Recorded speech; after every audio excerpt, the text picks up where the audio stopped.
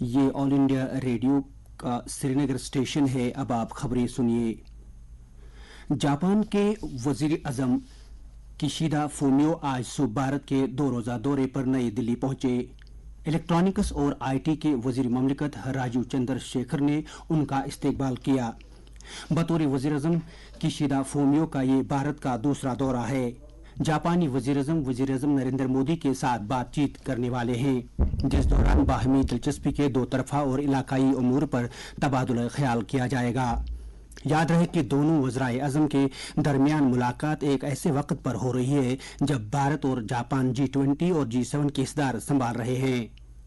جاپانی وزیر اعظم نے راج گھاٹ پر مہاتما گاندھی کو خراج عقیدت پیش کیا۔ وہ بعد میں 41واں سپرو ہاؤس لیکچر دیں گے۔ یاد رہے کہ بھارت جاپان تعلقات کو 2014 میں خصوصی اسٹریٹجک اور عالمی شراکت داری کی مناسبت سے توسیع دی گئی تھی۔ نئی دلی میں برطانیہ کے سب سے سینئر سفارتکار کو کل طلب کیا گیا تاکہ لندن میں بھارتی ہائی کمیشن کے خلاف علیحدگی پسند اور انتہائی پسند عناصر کی سرگرمیوں پر بھارت کے سخت احتجاج سے مطلع کیا جا سکے۔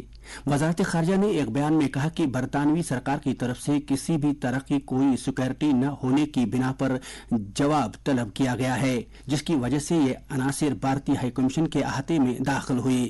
خاتون سفارتکار کو وینا کنونشن کے تحت برطانوی سرکار کی بنیادی ذمہ داریوں کے تعلق سے یاد دلایا گیا۔ وزارت خارجہ نے کہا کہ بھارت برطانیہ میں اپنے سفارتی احاطے اور عملے کی سیکورٹی کے معاملے میں برطانوی سرکار کی لاتعلقی کو ناقابل قبول تصور کرتا ہے۔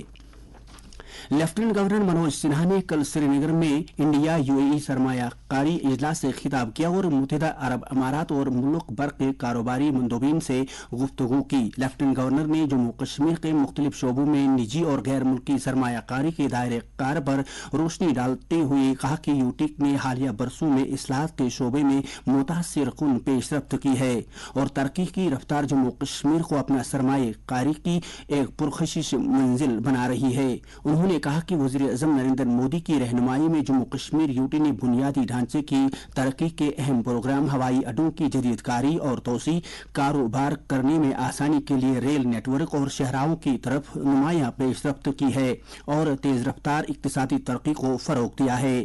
لیفٹیننٹ گورنر نے کہا کہ انڈیا UAE تاریخی انویسٹر میٹ جموں کشمیر میں مسائل اور سرمایہ کاری کے مواقع پر آزادانہ اور بے تکلف خیالات کے تبادلے کا ایک منفرد موقع ہے۔ انہوں نے جموں کشمیر یوٹی میں غیر ملکی سرمایہ کاروں کے جوش اور اعتماد کی تعریف کی۔ انہوں نے متحدہ عرب امارات کے کاروباری رہنماؤں کو دعوت دی کہ وہ جموں کشمیر کی ترقی میں شراکت دار بنیں اور خوشحال، مساوی اور متحرک یوٹی بنانے کی طرف مل کر آگے بڑھیں۔ اس موقع پر لیفٹیننٹ گورنر کے مشیر Raju Rai Bhatnagar, chief secretary doctor Arun Kumar Mehta, UAE India business council کے اراکین، کاروباری رہنما اور ملک اور بیرون ملک سے سرمایہ کار موجود تھے۔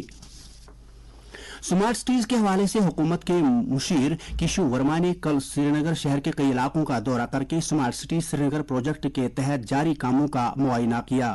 انہوں نے اس موقع پر کام کے معیار کے حوالے سے اطمینان کا اظہار کرتے ہوئے متعلقہ ایجنسیوں کی سراہنا کی۔ انہوں نے افسران کو ہدایت دی کہ وہ G20 اجلاس کو ملحوظ رکھتے ہوئے کام کی رفتار میں سرعت لائیں۔ انہوں نے کہا کہ سمارٹ سٹی پروجیکٹ سے شہر سری نگر کو مزید جاذب نظر بنانے میں کافی اہمیت حاصل ہے۔ لیفٹیننٹ گورنر منوج سنہا نے کل جھیل ڈل میں قائم کیے گئے 6 ایریٹر کم ڈانسنگ فاؤنٹینز کا افتتاح کیا، جن میں ایک ہائی جیٹ نامی ایریٹر بھی شامل ہے جو 79 میٹر اونچا جاتا ہے اور یہ پورے ملک میں اپنی نوعیت کا پہلا ایریٹر ہے۔ اس اقدام کا مقصد سیاحوں کو زیادہ سے زیادہ تعداد میں وادی کشمیر کی طرف راغب کرنا ہے۔ سری نگر کی زبرون پہاڑیوں کے دامن میں واقع ایشیا کا سب سے بڑا باغ گلالہ کل سے عوام کے لیے کھولا گیا۔ یہ رسم لیفٹیننٹ گورنر منوج سنہا نے انتظامیہ کے اعلیٰ عہدیداروں اور متعلقہ محکموں کی سینئر افسران کی موجودگی میں انجام دی۔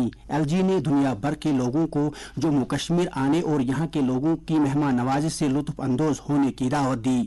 انہوں نے 16 لاکھ ٹولپس کی محصور کن خوبصورتی دیکھنے کے لیے جموں کشمیر کی سیر کرنے کے لیے کہا۔ انہوں نے کہا کہ پچھلے سال اور اس سال 88 کروڑ سیاحوں نے جموں کشمیر کا دورہ کیا، جو ایک ریکارڈ ہے۔ बांग्लादेश के मदारीपुर जिले में एक बस के खाई में गिर जाने से कम 16 अफराद की मौत हो गई है, जबकि 24 से ज्यादा जख्मी हो गए। ये हादसा उस वक्त पेश आया जब ढाका जाने वाली बस का ड्राइवर सिमाना इलाके में पदमा पुल की तरफ जाते हुए बस पर कंट्रोल नहीं रख सका। इसके साथ ही खबरों का ये बुलेटिन खत्म हुआ।